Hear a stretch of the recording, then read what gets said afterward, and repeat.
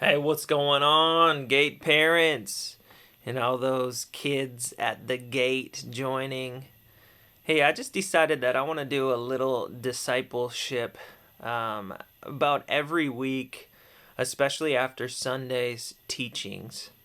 What I'm learning from my own children, and maybe this is going on in your homes too, and if it is, that's totally okay. What I'm learning from my own kids is that we teach them on Sunday morning in kids' church. I come home and I talk to them about what they learned or what they taught or what God was saying. And a lot of times I go, the answer is, we talked about Jesus, or we worship God. Just these plain Jane explanations.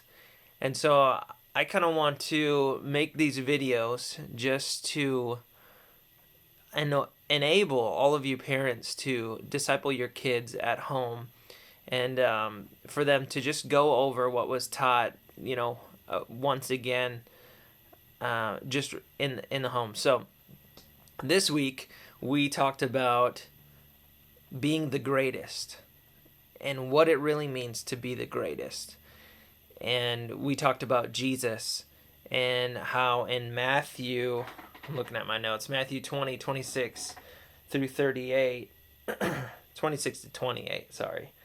It says, "Whoever wants to become the greatest among you must become a servant. Whoever wants to be first must be a slave of all."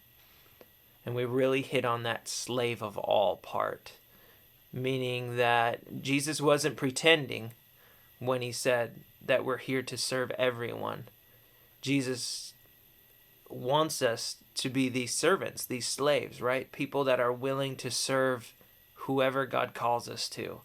If it's the kid down the street that nobody gets along with, we're going to serve them. If it's grandma asking to mow the lawn, we're going to serve her. If it's mom and dad asking to do the dishes, that's how we're going to serve. That's what we're going to do. Because if Jesus was a servant and a slave, I want to be a servant and a slave. And the ambition of this isn't to be, and you guys know this, isn't to be the greatest, like, oh, I'm the best Christian who ever lived. The ambition of this is to be more like Christ and to look like him and to act like him, and for our children to really understand that we're not here just to get whatever we want, that we're actually here to give.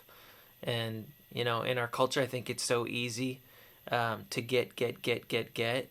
And sometimes in all that getting, we miss the serving aspect. We miss the giving of ourselves aspect. So those are some of the things we learned this week. If you want to touch on that with your kids sometime this week, that would be amazing.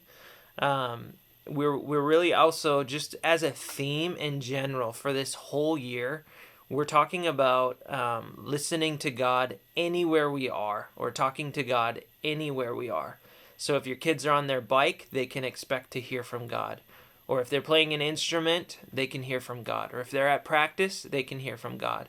Or if they're in the van or the SUV, or maybe you got a station wagon, they can hear from God there. Wherever, whenever, however, God is speaking, and they can tune into Him. So maybe just, you can ask them at different times of the day or different times of the week what they feel like God is saying, where they've heard His voice.